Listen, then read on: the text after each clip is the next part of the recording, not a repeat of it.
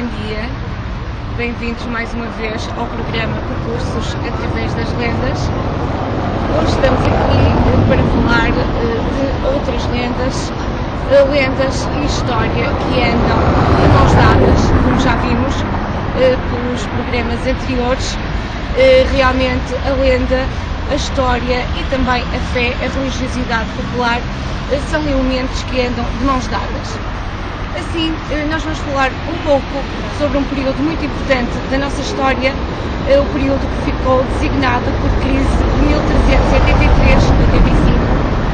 1383-85, em que abarca, por um lado, o fim da primeira dinastia e, por outro, o início da segunda dinastia, da dinastia de Avis. Como todos sabemos, o rei Dom Fernando, quando morre, tem sua filha casada, a sua filha Beatriz, casada com o rei de Castela. E era um grande pretendente ao trono português.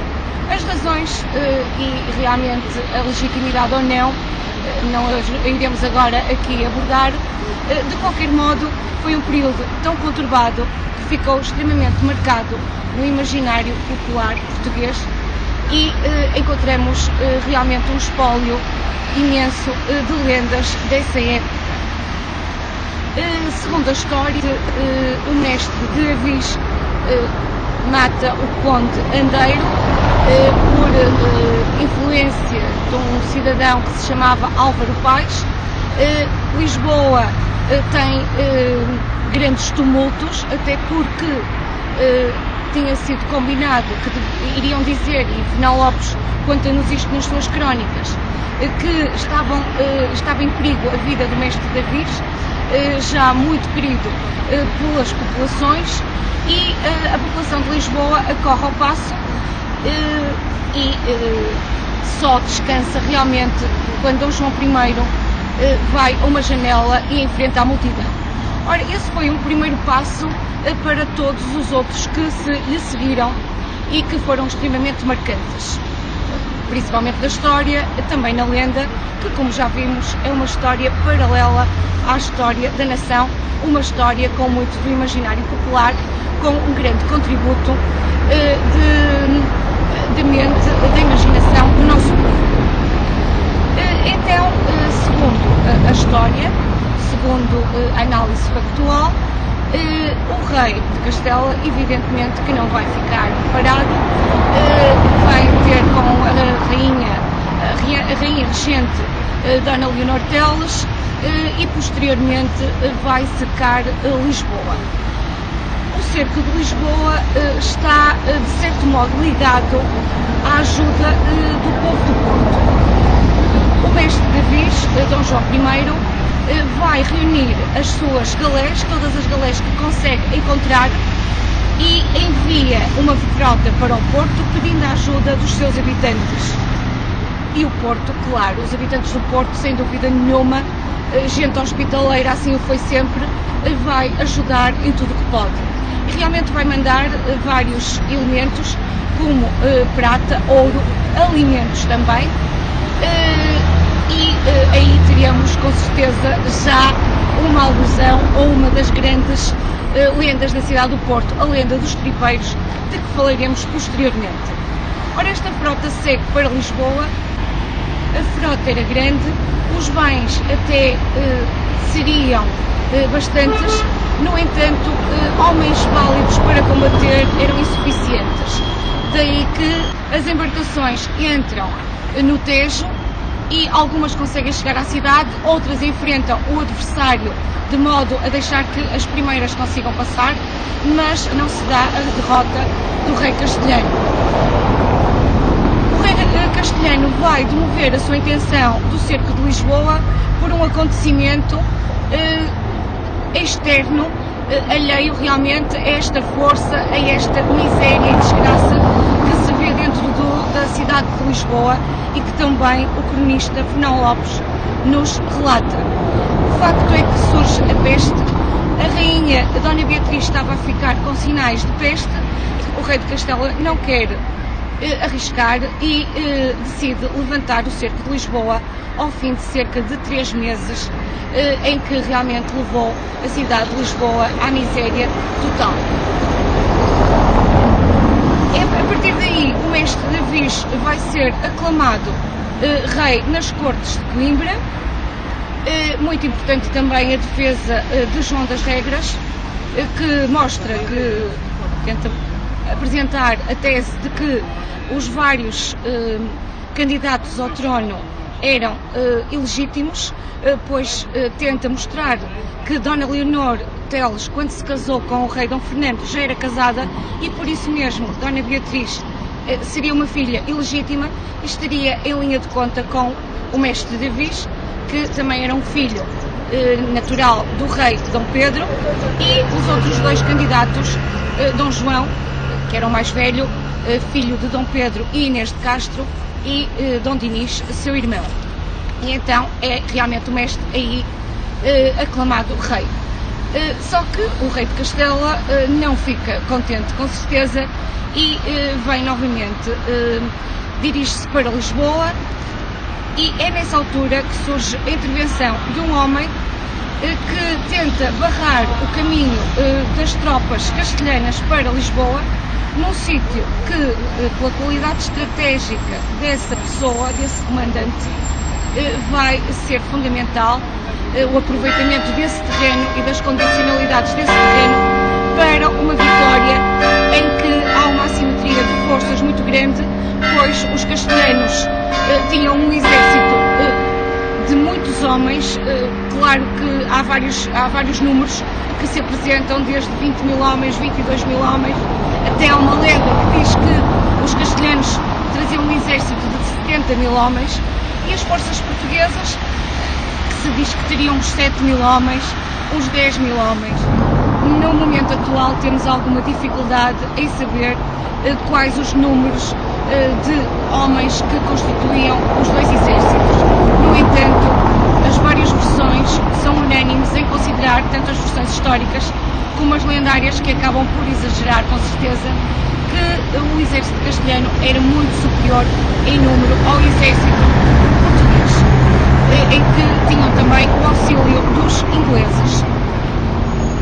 Na Batalha de Aljubarrota, os portugueses conseguem vencer realmente. Os castelhanos, apesar de toda essa dimensão do exército, vão recuar. O rei vai acabar por tentar chegar ao Tejo e depois segue numa embarcação, penso que para Sevilha, e os portugueses vão aclamar mais uma vez Dom João I e também o seu grande comandante das tropas, Nuno Álvares Pereira. É desse Nuno Álvares Pereira que nós iremos falar posteriormente, porque ele estará ligado também a Rio Tinto. Devido a quê? Vamos ver. Até já! Viemos aqui para junto da igreja de Rio Tinto, mais uma vez, e temos nesta fachada lateral da igreja um painel de azulejos representativo precisamente do grande guerreiro, do grande comandante da Batalha de Aljubarrota. Aqui está ele ao nosso lado, meu lado esquerdo, aqui Nuno Álvares Pereira, que ostenta uma espada que diz por São Jorge e pela Pátria.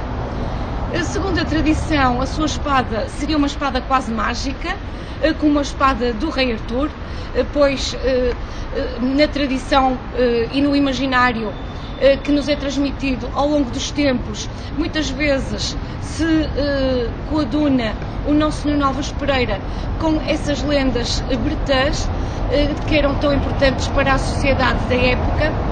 E em baixo temos a referência de Nuno Álvares Pereira, guerreiro e santo português. Este Dom Nuno Álvares Pereira começou com 13 anos a ser escudeiro do rei Dom Fernando. Com 16, o pai pede-lhe que case, apesar dele não querer. Ele queria ficar casto e acaba por casar. Tem 3 filhos. Uma dessas filhas, Dona Beatriz, casar-se-á com um filho natural do mestre Davis, Dom João I, que vai ser depois o primeiro Duque de Bragança, e este Nuno Álvares Pereira, distinguindo-se na Batalha dos Atoleiros, na Grande Batalha de Aljubarrota, também em Valverde e noutros recontros, mais tarde acaba por professar no convento do Carmo. Diz-se que era um homem que se despojou dos seus bens, entregou as terras que tinha ganho aos seus companheiros de armas, entregou também aos seus netos e acaba por viver no convento do Carmo, em Lisboa, de modo muito humilde. Então, que lendas, que histórias é que este painel nos poderá fazer lembrar? Olhando aqui para a espada do nosso Nuno Álvares Pereira, Excalibur, como lhe chama Fernando Pessoa, vemos então por São Jorge e pela pátria. São Jorge, um santo que, segundo a tradição, vinha ajudar os portugueses no campo de batalha. Curiosamente, anteriormente a São Jorge, era Santiago, quando se defrontava os muçulmanos, os mouros, era Santiago que vinha ajudar os cristãos a combater os infiéis. Aqui colocava-se uma dificuldade, é que estavam exércitos cristãos de um lado e exércitos cristãos do outro. Por isso, não convinha realmente que o apelo fosse feito a Santiago, porque, coitado do santo, quem ele iria ajudar, os portugueses ou os castelhanos? Então, realmente, o povo português tem uma devoção enorme em São Jorge, nesta altura, e acredita que São Jorge os ajuda e os ajudou a vencer a Batalha de Aljubarrota. Ligado a São Jorge, à Batalha de Aljubarrota e a toda esta contenda que ali ocorreu, há uma lenda que se chama a lenda do monstro de Aljubarrota. Começada a batalha, os castelhanos começaram a entrar em pânico, tendo em conta que, apesar das enormes forças de que se socorriam, os portugueses estavam a conseguir resistir e eles não estavam a conseguir entrar naquele quadrado que as tropas portuguesas, com as duas alas à frente, tinham formado e bem protegidos pelo terreno, que bem foi aproveitado pelo seu comandante Nuno Álvares Pereira. O rei de Espanha começa a ouvir dizer que há lá um monstro que se encontra nessa zona, ali no meio da contenda.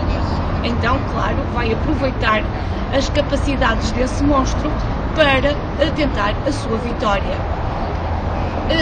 Pede a um bruxo que com ele estava que lhe traga o monstro à sua presença e que consiga tornar o monstro manso através de rituais que esse próprio bruxo sabia desenvolver, e o monstro realmente conseguiu ficar calminho e conseguiu ouvir as ordens do rei de Castela.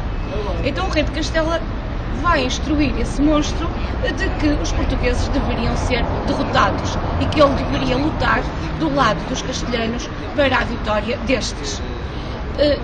Posteriormente, o bruxo volta a fazer outros rituais, de modo a que o monstro perca toda aquela docilidade e passe a ser aguerrido e passa a ser um combatente pelo lado dos castelhanos. E o monstro assim caminha em direção ao exército português. No entanto, Nuno Álvares Pereira vai invocar o seu santo auxiliador em casos de contenda, São Jorge. E não é que se diz que São Jorge vem com o seu cavalo branco e que com a sua espada consegue derrotar o monstro, espetando a espada junto aos olhos desse monstro, que vai perecer ali no meio da batalha. O que significará este monstro? Pelo imaginário popular, se calhar todo aquele medo, todo aquele terror que os castelhanos infundiram nos portugueses durante esta contenda. Contudo, esta lenda não é única ligada a Nuno Álvares Pereira e também ao período conturbado da Batalha de Aljubarrota. Vamos dar mais um passeio aqui em Rio Tinto e vamos falar de outras lendas. Água. Estamos aqui junto a esta bomba de água pública. A água é um bem precioso, como todos sabemos. E se nos lembrarmos daqueles homens que se encontravam no dia 14 de agosto de 1385, no meio da aridez dos campos de Aljubarrota, pensamos na sede, no desespero, naquele desespero sentido por não conseguirem encontrar água. E de encontro a esta situação, nós temos uma lenda, a lenda da bilha de água. Tendo como enquadramento a sensação de sede que os portugueses e também os castelhanos sentiam naquele dia de agosto, para além de todo o medo, todo aquele pânico que antecede as primeiras horas em que os exércitos estão frente a frente sem realmente haver o disputar da batalha, temos a lenda da bilha de água, que nos diz que Nuno Álvares Pereira, impressionado com o estado dos seus guerreiros e vendo que os castelhanos não tomavam a iniciativa de atacar, fica muito preocupado e chama o guerreiro Antão Vasques. Antão Vasques era o chefe, o comandante da ala dos namorados, a ala dos homens não casados. Seria provavelmente um jovem. E Antão Vasques vai procurar uma fonte, um regato, percorre todos os campos, tudo o que encontra, todos os caminhos, todos os trilhos, mas não encontra água. Desesperado, ele vem já pensando em dar a má novidade, a má nova ao seu chefe Nuno Álvares Pereira. Contudo, quando já vem muito desalentado a chegar perto de Nuno Álvares Pereira, ele vê uma camponesa. Era uma jovem que trazia uma bilha d'água. Antão Vasques, sem pensar muito, pede-lhe se pode beber daquela água. Também ele estava cheio de sede. A camponesa diz que sim e diz também para ele se apressar e levar aquela bilha até todos os outros homens. Então Vasques pergunta, mas uma bilha para tantos homens? E ela leva depressa, porque senão os homens não vão conseguir ter resistência para enfrentar o exército adversário. Antão Vasques assim o fez e, sem pensar muito, começa a chegar junto dos seus companheiros e um a um, e segundo a lenda eram 7.000, vão beber daquela água. O facto é que os portugueses, quando os castelhanos, e o facto, segundo a lenda, claro, os portugueses estão bem, estão restaurados de forças e enfrentam com todo o ânimo, toda a garra, o exército castelhano. Em homenagem a esta lenda que Nuno Álvares Pereira considerou um verdadeiro milagre, ele vai agradecer ao seu santo destas horas, São Jorge. O grande comandante Nuno Álvares Pereira vai mandar construir uma capela e nessa capela vai colocar do lado exterior um nicho com uma bilha de água para matar a sede a todos os caminhantes. E essa bilha não será a mesma, mas na realidade essa bilha ainda se encontra em Aljubarrota. Já agora um local muito importante para ser visitado, o Centro de Interpretação da Batalha de Aljubarrota. Vamos continuar o nosso percurso falando de mais lendas do período da Batalha de Aljubarrota.